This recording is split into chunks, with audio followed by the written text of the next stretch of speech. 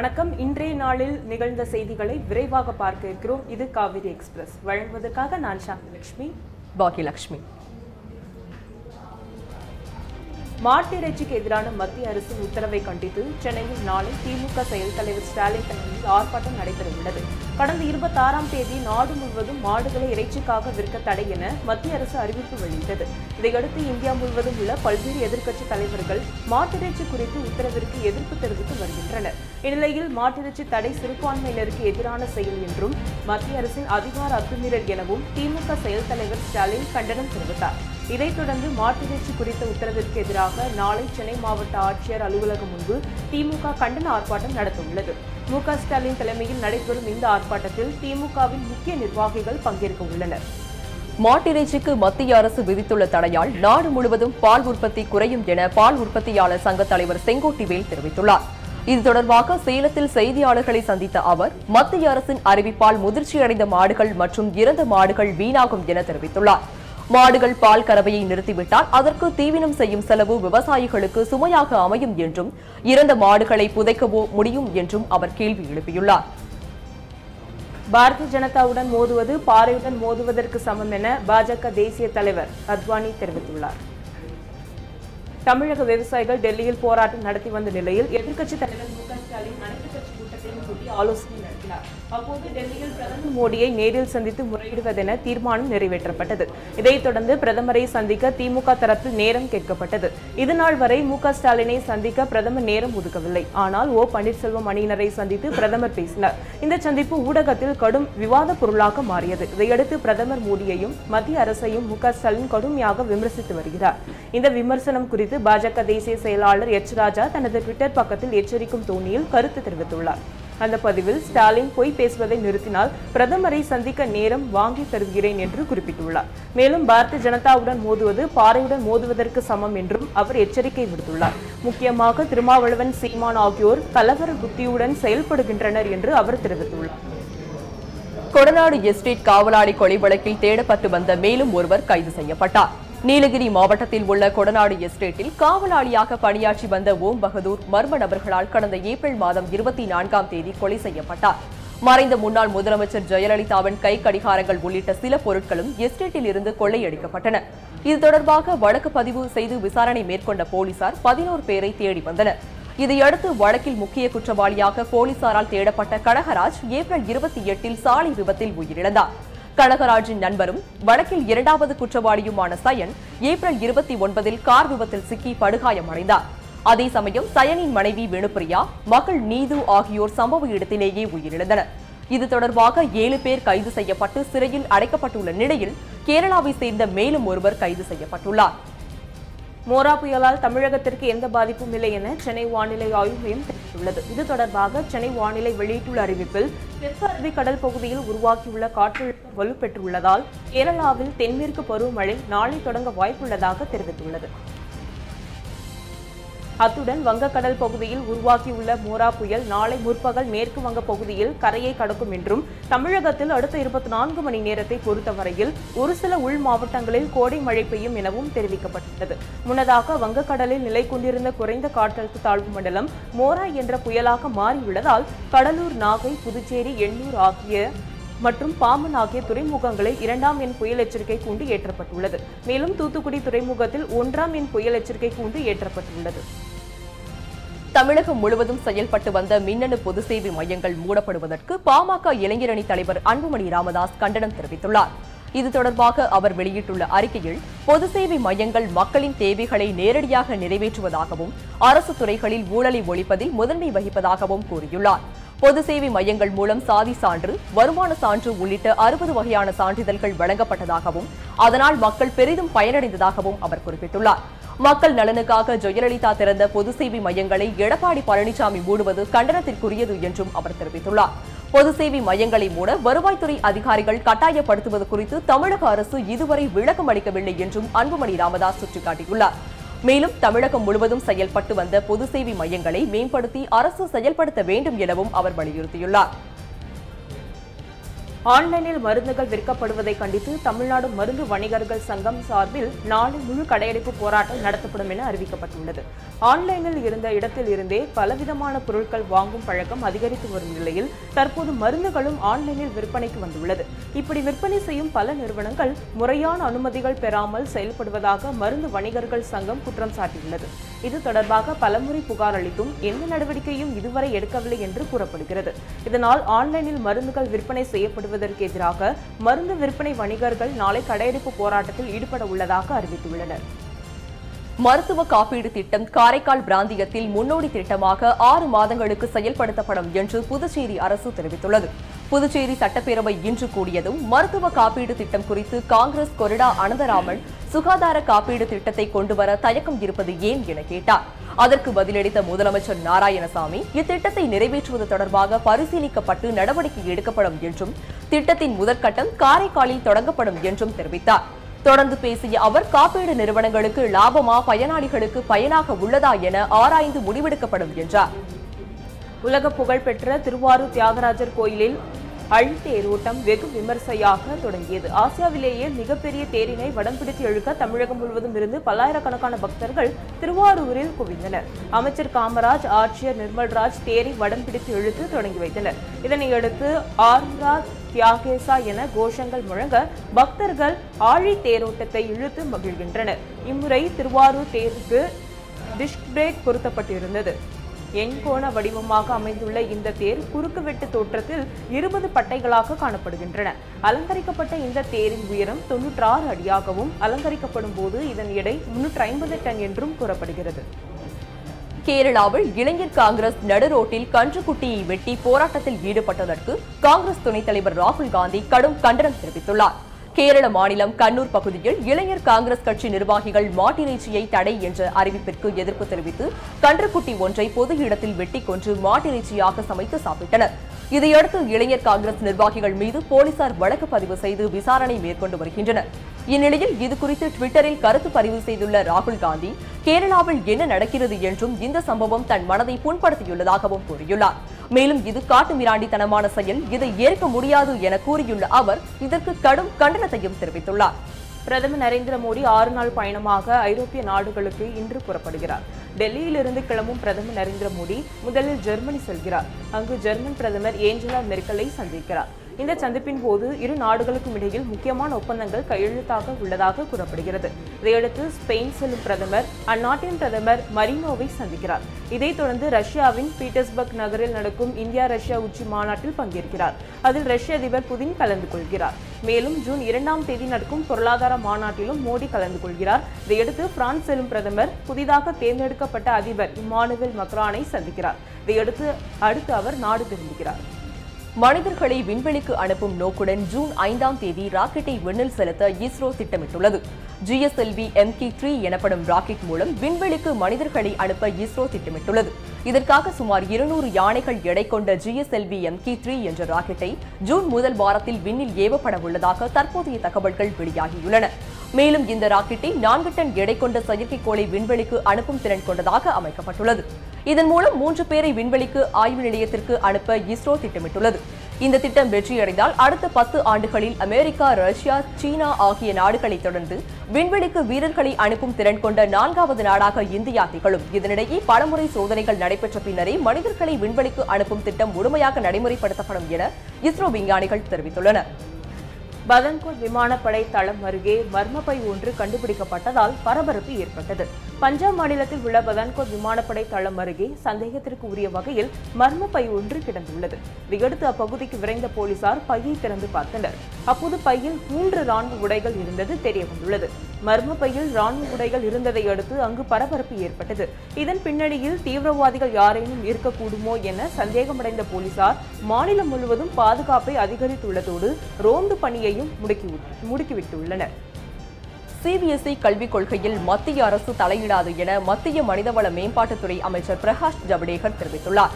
பொதுத் தேர்வின் போது வழக்கத்துக்கு மாறாக மிக கடினமான கேள்வித்தாள் கொடுக்கப்பட்டுள்ளது என மாணவர்களால் கருதப்படுகின்ற போது அவர்கள் மீது கருணை காட்டி தாராளமாக மதிப்பெண் வழங்குவது மிதமான கல்விக் கொள்கை என்று கருதப்படுகிறது. இதற்கு CBSE உட்பட 32 கல்வி வாரியங்கள் ஒருமித்த கருத்தை எட்டிய நிலையில் மிதமான கல்விக் கொள்கையை CBSE கடந்த மாதம் ரத்து செய்தது. ஆனால் இது குறித்த ஒரு வழக்கில் மிதமான கல்விக் கொள்கையை சிபிஎஸ்இ தொடர வேண்டும் என்று டெல்லி உச்சநீதிமன்றம் உத்தரவிட்டது. மேலும் தேர்வுக்கு மாணவர்கள் பதிவு செய்துவிட்ட பிறகு கருணை மதிப்பெண்கள் வழங்கும் முறையை கைவிடுவது சரியானதல்ல எனவும் அறிவுறுத்தப்பட்டது. இதுகுறித்து செய்தியாளர்களிடம் பேசிய மத்திய மனிதவள மேம்பாட்டுத்துறை அமைச்சர் பிரகாஷ் ஜவடேகர், மிதமான கல்விக் கொள்கை பிரச்சனையில் நாங்கள் தலையிட மாட்டோம் என்றும் இது தொடர்பாக கல்வி வாரியங்கள் தான் முடிவு எடுக்க வேண்டும் என்றும் திட்டவட்டமாக தெரிவித்தார்.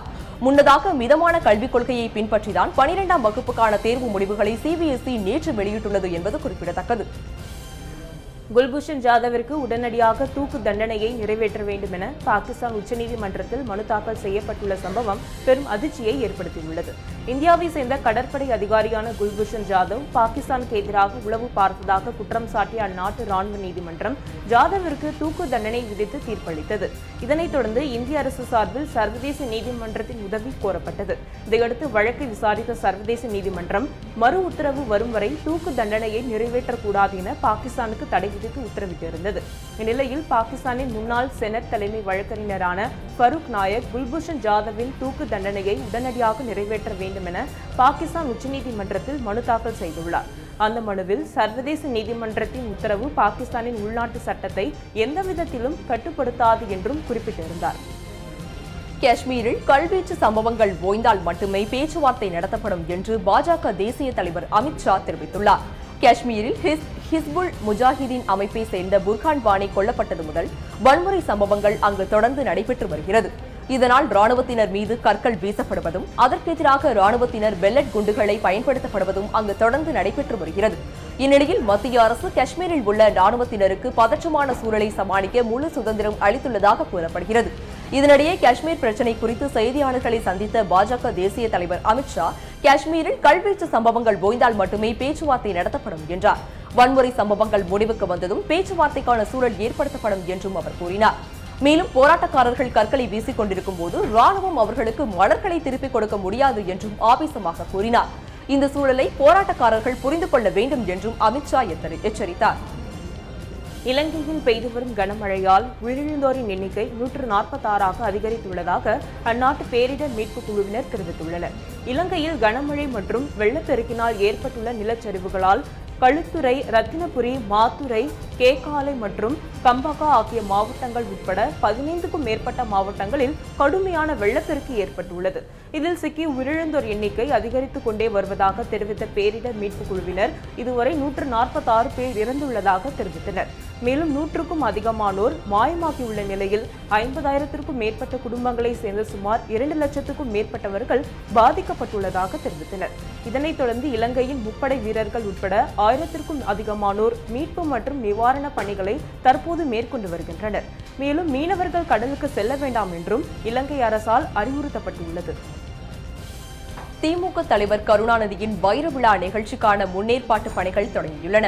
சட்டசபையில் அடியெடுத்து வைத்து 60 ஆண்டுகளை நிறைவு செய்வதையொட்டி திமுக தலைவர் கருணாநிதிக்கு அக்கட்சியின் சார்பில் வைர விழா கொண்டாடப்படுகிறது. அவரின் 94வது பிறந்த நாளான ஜூன் 3ஆம் தேதி சென்னை ராயப்பேட்டையில் உள்ள YMCA மைதானத்தில் விழா ஏற்பாடுகளுக்கு திட்டமிடப்பட்டுள்ளன. இவ்விழாவில் காங்கிரஸ் துணைத் தலைவர் ராகுல் காந்தி உட்பட பீகார், மேற்கு வங்கம் உள்ளிட்ட 7 மாநில முதலமைச்சர்களுக்கும் அழைப்பு விடுத்துள்ளதாக திமுக செயல் தலைவர் ஸ்டாலின் தெரிவித்திருந்தார்.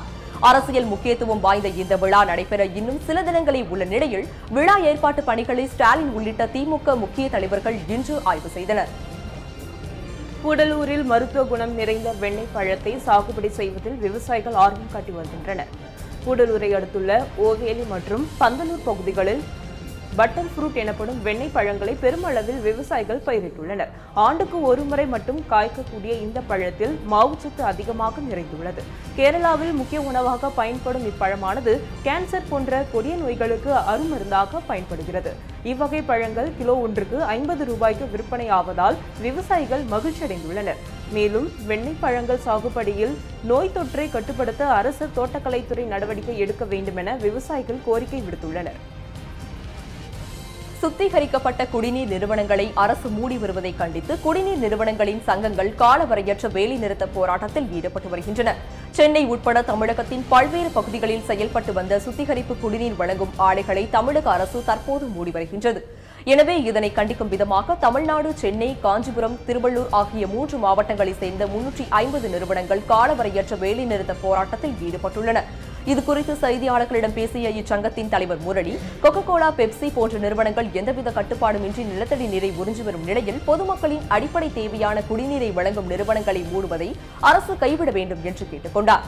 மேலும் அடைக்கப்பட்ட குடிநீருக்கு கடந்த 2007ஆம் ஆண்டு முதல் வரி விதிப்பு கிடையாது என்றும் தற்போது புதியதாக கொண்டுவரக்கூடிய GST வரி மூலம் அடைக்கப்பட்ட குடிநீருக்கு 18% வரி விதிக்கப்படுவதால் பொதுமக்கள் அதிக விலை கொடுத்து கேன்களை வாங்க வேண்டிய சூழல் ஏற்பட்டுள்ளதாகவும் அவர் தெரிவித்தார். எனவே மத்திய மாநில அரசுகள் இது தொடர்பாக உடனடியாக உரிய நடவடிக்கை எடுக்க வேண்டும் எனவும் கேட்டுக் கொண்டார். இந்த போராட்டத்தால் சென்னையில் கேன் குடிநீர் தட்டுப்பாடு ஏற்படும் அபாயம் ஏற்பட்டுள்ளது. தமிழகத்தில் விநியோகிக்கப்படும் பாலில் கலப்படம் இருப்பது உறுதியாகும் பட்சத்தில் அதன் மீது நடவடிக்கை எடுக்க வேண்டும் என தமிழ்நாடு காங்கிரஸ் கமிட்டி தலைவர் திருநாவுக்கரசர் கோரிக்கை விடுத்துள்ளார். நெல்லை மாவட்டம் கல்லிடைக்குறிச்சியில் செய்தியாளர்களிடம் பேசிய அவர், அதை விடுத்து தமிழக அமைச்சர் தற்கொலை செய்து கொள்வேன் என்று மிரட்ட வேண்டாம் என்றும் அறிவுறுத்தியுள்ளார். பாரதிய ஜனதா கட்சி தமிழகத்தில் காலூன்றுவதற்காக திட்டமிடப்பட்ட ஒரு அரசியல் குழப்பத்தை தமிழ்நாட்டில் ஏற்படுத்த முயற்சித்து வருவதாக தமிழர் தேசிய முன்னணி தலைவர் பழ நெடுமாறன் குற்றம் சாட்டியுள்ளார். புதுச்சேரியில் செய்தியாளர்களை சந்தித்த அவர், பாஜகவின் சதித்திட்டத்தை முறியடிக்க முற்போக்கு, ஜனநாயக மற்றும் தமிழ் தேசிய சக்திகள் அனைத்தும் முன்வர வேண்டும் என்றும் வலியுறுத்தியுள்ளார். ஆலங்குடி அருகே முத்துமாரியம்மன் கோவில் வைகாசி திருவிழாவை முன்னிட்டு ஜல்லிக்கட்டு போட்டிகள் நடைபெற்றன. புதுக்கோட்டை மாவட்டம் தெற்கு தெரு ஊராட்சியில் கோவில் திருவிழாவை முன்னிட்டு நடைபெற்ற ஜல்லிக்கட்டு விழாவை மாவட்ட துணை ஆட்சியர் அம்ரித் தொடங்கி வைத்தார். இந்த ஜல்லிக்கட்டு போட்டியில் புதுக்கோட்டை, திருச்சி, சிவகங்கை மற்றும் மதுரை உள்ளிட்ட பல்வேறு மாவட்டங்களில் இருந்து 646 காளைகள் பங்கேற்றன. இதனையடுத்து வாடிவாசலில் இருந்து அவிழ்த்து விடப்பட்டு சீறி பாய்ந்து வந்த காளைகளை 300க்கும் மேற்பட்ட மாடுபிடி வீரர்கள் களமிறங்கி வீரத்துடன் அடக்கிய காட்சி பார்வையாளர்களை வெகுவாக கவர்ந்தன. போட்டிகளின் இறுதியில் சிறந்த வீரர்களும் யாரிடமும் பிடிபடாத காளைகளுக்கும் சைக்கிள், கிரைண்டர் மற்றும் கட்டில் போன்ற பொருட்கள் பரிசுகளாக வழங்கப்பட்டன. முன்னதாக ஜல்லிக்கட்டு போட்டியின் போது அசம்பாவிதங்கள் ஏதும் நடைபெறாமல் இருக்க புதுக்கோட்டை மாவட்ட காவல்துறை ஆய்வாளர் தலைமையில் 100கணக்கான போலீசார் பாதுகாப்பு பணியில் ஈடுபடுத்தப்பட்டிருந்தனர். இதேபோன்று உசிலம்பட்டி அருகே காளியம்மன் கோவில் திருவிழாவை முன்னிட்டு ஜல்லிக்கட்டு போட்டி நடைபெற்றது. மதுரை மாவட்டம் ஏழுமலை கோவில் திருவிழாவை முன்னிட்டு நடைபெற்ற ஜல்லிக்கட்டு போட்டியில் 250க்கும் மேற்பட்ட காளைகள் கலந்து கொண்டன. முன்னதாக அமைக்கப்பட்டிருந்த வாடிவாசல் வழியாக வந்த காளைகளை 200 மாடுபிடி வீரர்கள் கலந்து கொண்டு ஆர்வமுடன் அடக்கினர். இறுதிப் போட்டியில் சிறப்பாக செயல்பட்ட வீரர்களுக்கு சைக்கிள், எவர் சில்வர் பாத்திரங்கள் உள்ளிட்ட பல்வேறு பொருட்கள் பரிசாக வழங்கப்பட்டன. இப்பகுதியில் கடந்த 15 ஆண்டுகளுக்கு பின் ஜல்லிக்கட்டு போட்டிகள் நடைபெறுவதால் மாடுபிடி வீரர்களும் கிராம பொதுமக்களும் உற்சாகத்துடன் போட்டியில் கலந்து கொண்டனர். குன்னூர் சிம்ஸ் பூங்காவில் 59வது பழ கண்காட்சி விழா தொடங்கியது.